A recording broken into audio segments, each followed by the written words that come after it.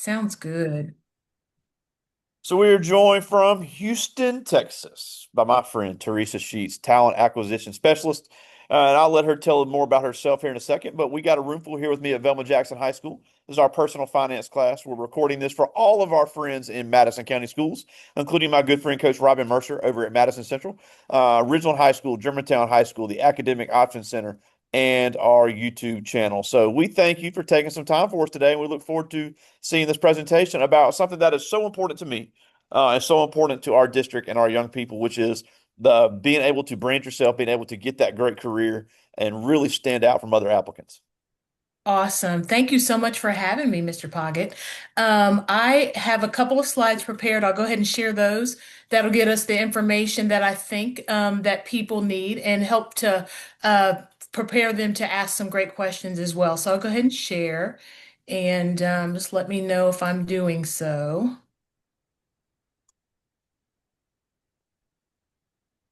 All right. Can you see my screen? Not yet. I see that you're sharing, but I don't see what it is yet. No, there we go. Got it. Here we Insperity. go. All right. Yes, Insperity. And so I do work for a company called Insperity. I work in corporate human resources. I am a program manager for talent development, and my focus is leaders. And so all levels of leader. So just to tell you a little bit about Insperity, it is a professional employer organization, been around since 1986 and headquartered in Kingwood, Texas, which is Metro Houston, so northeast of Houston. It's got a little over 100 offices nationwide. And it's been consistently voted a best place to work for the last several years. And so it's a really great place to be. And what a professional employer organization is a third-party company that companies look to handle their to when they want to outsource things like human resources activities, accounting, that sort of thing. And so Insperity supports small to large markets, so small businesses with 50 employees or less, all the way up to large businesses. And for large, we consider that to be 150 employees up to about 1,500. And so that's who we support. And you'd probably be interested to know these statistics that we're very united at Insperity, very diverse, and it is a great place to work because of the opportunity that is afforded. There's a lot of leadership support, not just that I give, and I'll talk about that a little bit more, but leadership support across the board. If you're interested in developing yourself as a leader, Insperity is looking at your motivation, your desires, the career path that you envision, and gives a lot of chances that might not be given otherwise to minorities and to women. And so these are great statistics and great things to know and help you to understand why we are so great. With that said, my name is Teresa Sheets, and typically I wouldn't put my degrees up front because you don't, that doesn't, I'm Teresa. But it's very important for this conversation to understand how I've developed myself to get where I am. And so I do have a doctorate in educational leadership. I have a Master of Science in Education, and the specialization is training and performance improvement. And then I have a Bachelor of Arts and that is in communication. And the specialization there was radio and television broadcast, which I didn't really get into, but I'll talk about that. I'm a Prairie View A&M alum. That's where I got my bachelor's degree, way back when they first started the Banneker Honors College, if any of you are familiar with that. And so I was one of the first groups to have the pleasure of going to through that college, as well as through, the main university, but being a part of that honors group.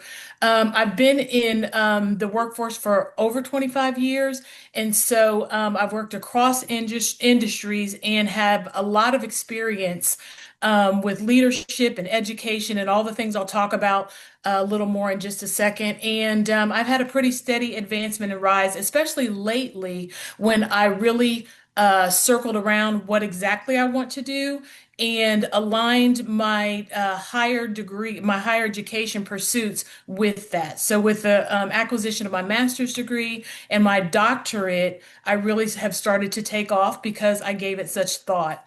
And then the common denominator that helped me to identify where I wanted to be, because I worked across a lot of industries, and sometimes people are just kind of a jack of all trades. In my company, we call it plug in. If you're easily plugged in and you're just kind of successful and can acclimate and do whatever's asked very quickly, then you have great value. And I found that I was often plugged into situations that required empowerment via education, presentation, information dissemination, that sort of thing. And so I circled my higher degree pursuits around that because I realized I love it as well. And so today I have become, quite frankly, a recognized leader and innovator in learning and leadership development. It's part of my resume includes facilitation for the Center for Creative Leadership, if you've ever heard of them.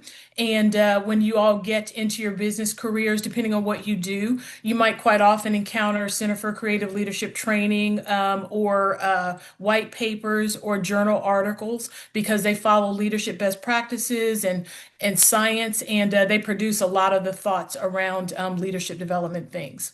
So I have had the opportunity to facilitate for them even. And then just to give you an opportunity, when I do virtual shadowing, like for our interns at Insperity, or just to empower the knowledge of folks like your amazing students, I like to share my journey because I like to point out the fact that where you start is not necessarily where you end, but it's okay because along the way, all that you gather and every step you take is helping you to become who you are becoming. And so this is kind of mine. Said that I got my BA in communications in radio and TV broadcast at Prairie View. And I was in talk radio for 3 years. And during that time, I held these positions. But then the next couple of blocks show you that a move to another state just kind of necessitated a rethinking of my career. Because if you're in radio or television, then you're building a career and you have to take pretty certain steps. You have to go where you're called to kind of build up from in particular markets. And starting over, I just didn't want to start over. And so I moved into education. And over the years, I found myself in all of these various roles, and I worked in education from the classroom to higher education and executive education programs. What else did I do? Homeschool for a long time, but even homeschooling, I was in the community mentoring and tutoring, and I got the opportunity to lead an serve as executive director of a nonprofit that's centered around youth leadership development. So all these things were happening for me for many years after I exited radio and TV broadcast. And I couldn't know, even though I was successful and pretty happy, that I would finally have a revelation. And what I did was understand that even though I did a lot of things naturally well in the education space, I needed to really build some credibility. And so I wanted to put some letters behind my name and learn the theory behind what I was naturally practicing, things like that. And so I got those 2 degrees that I talked about, and that helped me shift from the classroom environment where I did a lot of those other roles to corporate. And so somewhere in there, I was a college and career advisor in middle school, but around that, I was doing a lot of and grabbing every opportunity that I could to kind of step into the corporate training space. And that finally landed me at Insperity as a talent development manager. And I was actually recruited here. Somebody saw my LinkedIn and saw all that I'd done over the years. And I started having great conversations. And I was brought in at a time when they weren't even hiring, which speaks very highly of the experience that I've cultivated over the years and the path that I envision for myself and finally arriving here. And so, just to share with you a little more specifically what I do, I'm in corporate human resources, and my department inside there is called Human Capital Development.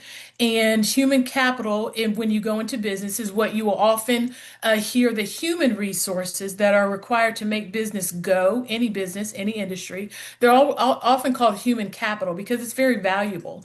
And so, I do talent development programs for leaders and not just high level leaders. Everyone has leadership potential. And if they're interested in developing themselves, then I've got a program for them.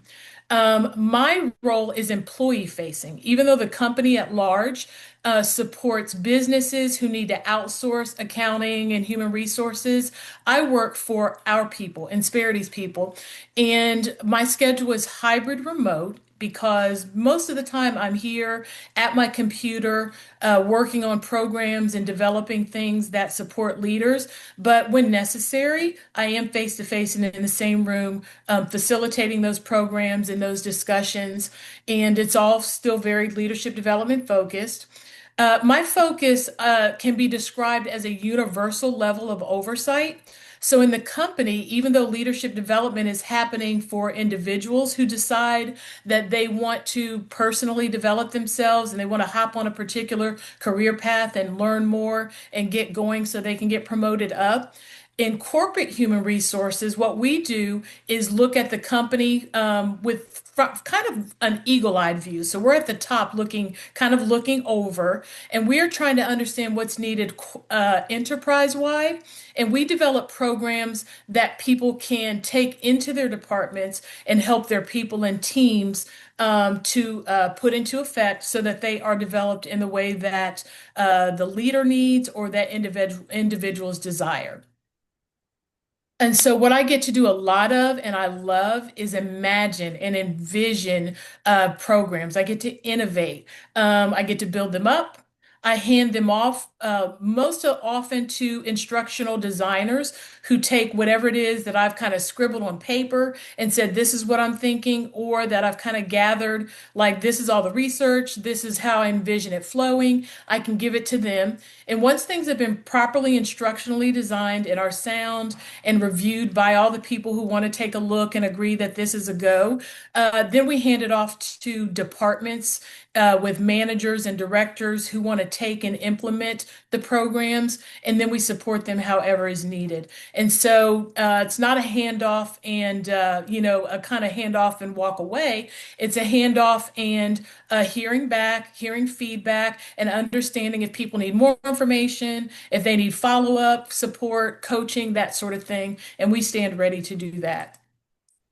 And so, an example of one of those things that I'm currently working on is a program called Leadership Discovery.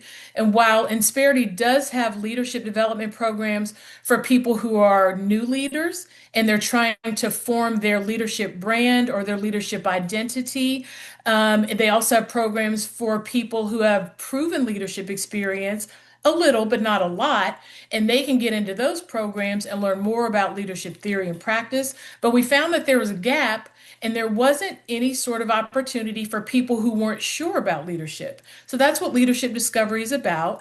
And it is an opportunity for people to learn from a high level some very important things about leadership, like for instance, how important emotional intelligence is in leadership, how important it is to be confident in your decision making and your decisiveness, two related but very two different but very related things. What else? Related to your vision, your leadership voice and style. So there wasn't a lot of opportunity for people to explore that and then make a leadership pathway decision. So a yay, a nay, or a not now, but maybe sometime soon. So this is the program that I'm currently developing. And if people do say yes to leadership and wanting to know more, then the recommendation is to point them to some existing programs and also maybe some other programs that we're also developing so that they are supported. My day to day, I have a lot of opportunity to just work independently, autonomously. When I was recruited into this job, my leader said, there's a lot of thought leadership here. And I really appreciated that because I've done so much facilitation for the last, I don't know, 6 or 8 years, and facilitation is leading discussions, sometimes difficult conversations, sometimes Yeah. discussions that empower people with information that they need or teach them new skills, a lot of soft skills. I've done so much of that. I wanted to do a lot less of that and a lot more of thinking about programs and building them to support. And so that's what I do now. And with teams, of course, I get to work independently and then bring it to the table and let the team see what's going on. So I work Monday through Friday. I have a pretty flexible work day, nice hours. I check in with my director a couple of times a week, usually to say what I'm working on and to see how she feels about it. And usually for me, no news is good news. And so we're just checking in. I usually don't hear from her unless we need to talk. I hop in and out of meetings a lot as needed to collaborate because a lot of my work has to be rooted in leadership, science, best practices, research, and what's trending. And so we're talking to a lot of people around Insperity who are doing other things that may be completely different, but they're very related to my work. And so, for instance, I'm working a lot with the AI committee, who is determining what it looks like to utilize artificial intelligence for research and for streamlining and for identifying efficiencies at Insperity and understanding how that connects to the work that I do. And so, for any of these reasons, I'll hop in and out of meetings, and then I get to apply a range of soft skills and technical skills, all of the things that I've gathered along the way in that journey that I showed you a couple of slides back. All of these things come into play at some point. And it's really great because even as far back and far reaching as 10, 15 years ago, some things that I thought I wouldn't use again, they come into play. And then recently for the graduate work that I did and that studies, that study and capstone project, I'm reaching back to some of that leadership framework and theory work that I did, and I'm bringing it in. And it's new, fresh ideas because I'm pretty new at Insperity. And so it's all working together. And what it looks like for me, some of the things that I produced with a teammate that I work closely with, we are creating learning strategy for next year. And the theme is excellence redefined. So that's something that I helped come up with. From my graduate studies, leadership framework that really stood out to me, I have found a way to integrate it into our learning strategy. And so it is centered around engineering people's behavior, and it's not by manipulation. It is by ensuring that they have the information that they need, they have the resources that they need, and that they're able to do it and want to do it. And so, even though Insperity already does a lot very well, my partner and I, in implementing the 2026 learning strategy, are going to base it in science so that we can make sure we take what we're doing well and take it up even higher. Assessment Central is another thing that I'm getting to work on. And these things are also important because this is my legacy at Insperity. These are things that will be established and last and have my name on them. Assessment Central is a place where people can go if they want to take a personality test like emotional intelligence and see how they rate, and then determine how to take the outcomes from that assessment back to the workplace and apply themselves related to the strengths or start to build up themselves up in areas of opportunity. We don't say weaknesses, but areas of opportunity. So Assessment Central is another one of my babies. And then I talked about leadership discovery. Um, And then I love to just share this. And after this, I'll unshare my screen. And for questions or your insights, I want to learn from you as well. But just remember during your journey that who you are is what makes you valuable. What you There bring you, to the table there you go. makes you very valuable. And that includes your personality, your passion and purpose, your ambition and journey. And it's everything that is a part of these things. You bring those to the table. Now, over the years, you will understand because you will mature as a leader and you'll get other insights and other perspectives. You understand how to bring what is valuable to the table at the right time and what to leave and what to bring. And that doesn't mean you have to change yourself, but I just like to really kind of reinforce that it is very important for you to understand that for you to be happy in your career, you should have a vision. Your pathway is not going to be super smooth and easy all the time. Mine looks smooth, but that was just on paper on a slide. It just takes some work and it takes some time, but you'll get there. And when you bring who you are to the place that you finally determine that you'd like to be, work doesn't feel like work. And so I just encourage you. So I just wanted to share that, and I can stop sharing so that we can get to some questions, and I'd Yeah, love I to have hear some your from them. insights. I have some from them, but I have a few that I wanted to talk about. Trying to do the unshare. Hold on, I can. Hmm. Let me see if I can do it. Now I want to talk about. Let's see if I can do it here. Are you able to? I'm trying to find it and I can't. Yeah, Oh, it's there we go. really they changed the menu. There we go. There we go. All right. Hmm. All right, cool. All right, so one thing I wanted to hit on first is, even though this is Jackson State territory, the HBCUs have such a great uh, impact on our community. So there at Prairie View, also a member of the SWAC, like Jackson State here. Just talking about your HBCU experience because we have a Hmm. variety of college path goals in this class right Hmm. now. And Yeah. obviously, I'm not telling anybody where to go to college. I'm not telling them what is the best fit for them. But just Hmm. talk about what the HBCU experience can offer to Hmm. anyone. Because one thing I always preface this with: historically black doesn't mean exclusively black. So there are so Absolutely. many great opportunities for everybody. The faces of Hmm. HBCUs are changing across the country, and they offer so many great things to anyone that wants to get that experience. So just talk about your Hmm. HBCU experience there at Prairie View. Yeah, yeah, it absolutely it was very rich. Like I said, I live, and actually I was very familiar with Prairie View because at the time that I was looking at colleges, my parents had friends who were doctors and they were working at the Dairy Goat Research Farm. And so we got the opportunity to kind of go and just explore Prairie View, like going to work with them when they would bring their kids to work. And I'll be honest, I didn't like Prairie View back then. It was it wasn't as built up and beautiful as it is now. But that didn't detract from the experience. It's very rich in helping you understand who your community is. It's very supportive in helping you be successful. I did end up going there because I got offered a full scholarship to that honors college I talked about. And I was kind of like, darn, okay, even though they don't have sidewalks yet, and I've been places where they do have sidewalks, I guess I'm going to go here because who would turn down this money?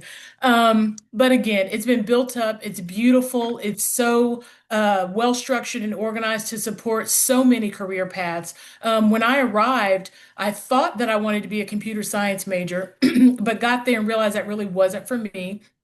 And so that's how I found communications. But I got a lot of help in transitioning easily into that major and seeing a few of the possibilities about how I might be able to kind of flesh out the radio and television broadcast, along with, and I'm really glad I got this too. My minor was business administration. And it was general business, but I encourage all of your students, they probably already are. I had decent college counseling when I was coming up, but it wasn't fantastic. And it seems like these days, I'm really happy to know that students are much more empowered with the choices. If you want to attend an HBCU, then there's so much more information and people are so much more supportive. But I just encourage you to do your research and think about what you desire to do, what would make you happy, and what would be good fits between your major and your minor. And you don't have to defend it. If it makes sense to you, then it makes sense and it fits on that career path and that ultimate vision that you have. So there's a lot of support there, a lot of sense of community. And I just encourage that if that is your path or wherever you go, that you get in there and find your community and just be productive, be real productive because that counts more than it ever did. Find ways to stand out. Big time, and that's a great segue. But before I get to their Hmm. questions, I want to talk about something that you mentioned about thought leadership. Hmm. And I have a exorbitant amount of intelligence sitting in this room with me right now. I heard. Exorbitant amount of accomplishments, high GPAs, Hmm. great career aspirations, but all of them have at least admitted to me I struggle with my leadership ability. Mm. And you talked about the importance of thought leadership. So, you know, even small things like being able to speak, being able to be Yes. confident, being able to articulate a Yeah. thought, or even in a job interview process, show that you Hmm. are the solution to the problem they are seeking. What are Yeah. some ways to improve that thought leadership so Hmm. everybody knows that you're not faking when it comes to the amount of intelligence that you've worked for and Absolutely. the accomplishments that show on your resume? Yeah, yeah, that is such a great question. And I would say that what you're going to have to do is work on yourself and be transparent with yourself. So, even though at this point I have stood in rooms in front of hundreds and hundreds of people and spoken to them and trained them and facilitated discussions, believe it or not, I used to be the most shy and the most introverted person ever. So much so that when people were talking to me, I would look down and not say anything or look the other way and just like as if that person was invisible was bad. What I started to realize, this is a truth that not everyone has recognized, but everybody has imposter syndrome. There is something that makes everyone feel inferior Yep. related to the room that they're in. So remember that nobody's perfect, and people have just learned to achieve a level of confidence, even if it's not a natural feeling. For some people, it is, but even if it's not a natural feeling, understand that you deserve to be in the room that you're in. You've There you've you you've go. accomplished great things. So always remember that you deserve to be here. And you may honestly spend your whole life reminding yourself of that. I still go Yeah. into rooms that I am amazed that I landed in, and I have to remind myself, you deserve to be here. You deserve to be here. So remember that. And related to your things like public speaking or even just speaking, period, develop your soft skills. Develop your soft skills so that it doesn't feel super uncomfortable and super unnatural to you when it's time for you to step up. Because you all have accomplished so much and so much excellently, exceptionally, that people are going to automatically assume that you're going to show up and perform.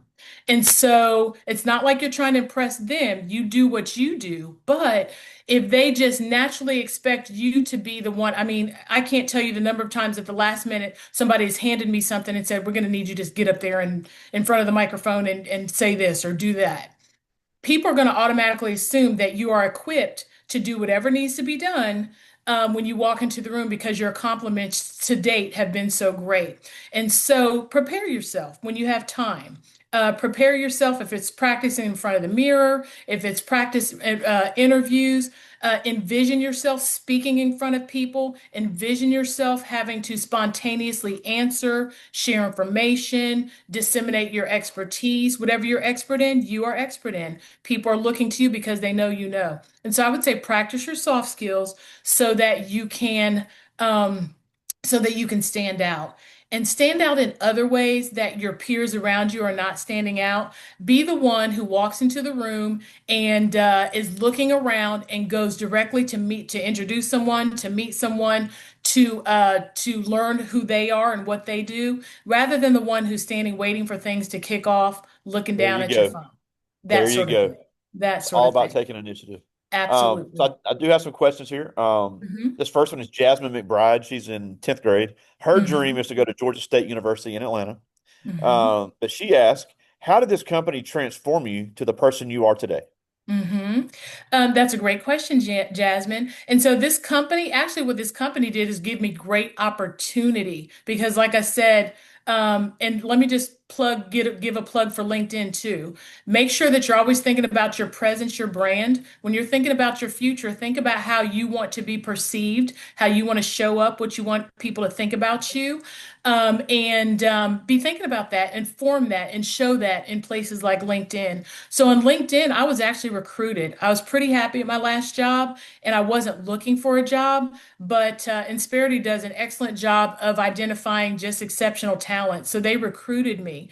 But if we go back a few jobs, let's just say it just as far back as the pandemic, when everything shifted and no one could go to the workplace, it was great for me because I was already an educator and loved to teach people things, but I had to learn real quickly how to be an engaging person virtually. And so that really helped shape me for where I am today because I had to learn how to just using a tool like Zoom and this platform, get people to learn and engage. Um, and it's virtual. That had been done in person everywhere, up until the pandemic. And so all of a sudden everybody wanted virtual and they wanted the people who couldn't just do virtual training, but who were standout at virtual training. So I made myself that. Yeah, and it's amazing how one of the blessings of the pandemic was us having this platform here at Velma Jackson. But I'm glad you Mhm. mentioned about, your brand's always being seen. Yeah, because you're right. It is amazing what AI can find when people are looking Hmm. for employees. Because Yes. yes, they're going to see the good things on LinkedIn, but if you're posting a bunch of stupid stuff on another Thank you. platform, I promise you they will find it. Yes. And I Yeah. always tell the story 'cause I think it's funny. A couple of years ago, we had another student who just graduated, and he's done at University of Southern Mississippi. And I wasn't even trying. I was just looking around, and I saw something he had reposted that had a bunch of cussing and stuff on it. And the next day, I was Hmm. like, "Dude, I wasn't even trying to find you, and I found you. What are you doing?" He said, "Oh no," I Hmm. said, "See, people can find it." So and Uh-huh. it's bad enough you're gonna if you have the imposter syndrome, you don't want to make it where you give them that perception. So that is such a big deal.